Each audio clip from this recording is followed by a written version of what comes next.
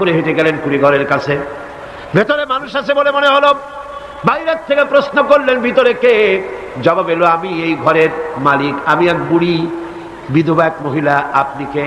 তিনি বললেন, আমি হচ্ছি এই জামানার পয়গম্বর হযরত নূহ আলাইহিস সালাম। বুড়ি বলছেন, আমারও ধারণা তাই।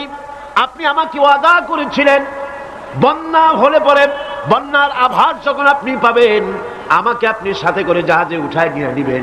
আমার মনে হয় বন্যা কবে হবে সেই খবর দেওয়ার জন্য আপনি এসেছেন।